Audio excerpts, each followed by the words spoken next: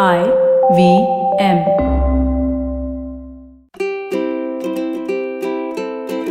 Hello and welcome to the Habit Coach Podcast, the bite-sized podcast filled with quick and easy, actionable habits.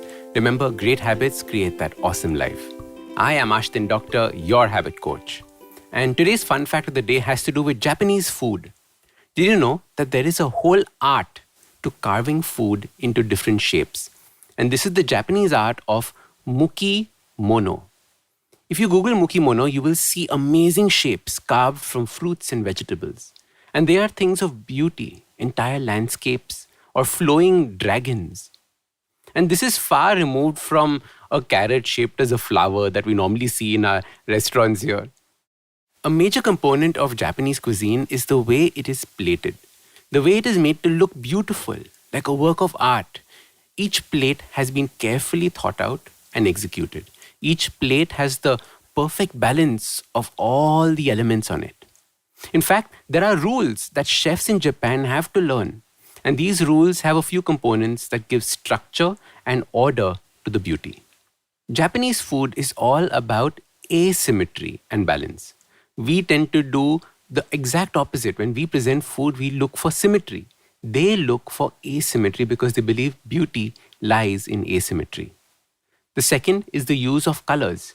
Japanese food has 5 colors to be represented in each dish: red, black, green, white, and yellow. Then comes the most important, empty space. The idea is not to pack your whole plate with food as if you were in a buffet. But with empty space, each bite is enhanced and made unique. Each bite stands out. And then the serving utensils. Plates make the dish stand out. Finally, it is the garnishing, where you add elements to make the whole dish look pretty. This could be just a green leaf shaped like a tree. Now imagine, after all this painstaking work to make this dish look gorgeous, we went and mixed everything together and shoved it down our mouths, greedily reaching for the next bite before we even finished the ones in our mouth. Most of us have a habit of eating way too much and way too fast. We eat as if we are seeing food for the first time in a few years. The food enters our mouth and we try to get rid of it as fast as possible. The party is supposed to happen in the mouth when you eat food. So it makes no sense to gulp the food down fast. Savoring the taste of food is again a habit and an art. Some people eat slowly and savor each bite naturally. But for others, we have to learn it as an art. We have to teach ourselves how to eat slowly and savor each bite. A beautiful way of doing this is by thinking about each bite as a meal in itself. Every time you ready a bite for yourself, imagine you're creating a work of art, just like the Japanese do. Make sure it looks pretty. It has all the flavors you want. Imagine as if each plate of food was actually made up of 20 smaller plates of food, each a perfect dish in itself. Now when you eat that bite, eat it slowly. Savor it. Get all the flavor from each bite. Chew it, relish it, like we have all the time in the world.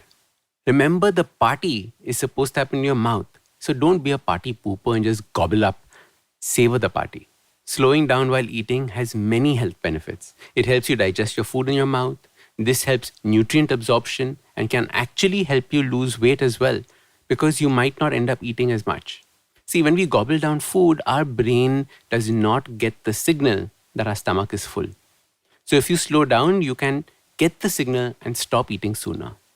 This is a key to maintaining a good quality of health.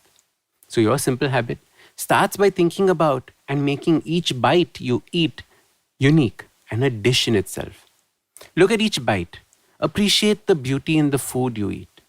If it's not beautiful, see how you can make it as such. Remember, we eat with our eyes first, then our nose, and finally, our mouth.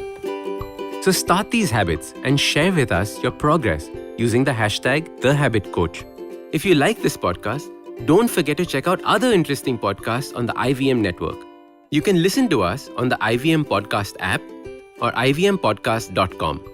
You can also follow us on social media. We are at IVM Podcasts on Twitter and Instagram. If you want to reach out to me, I am Ashdin Doc on Twitter and Instagram.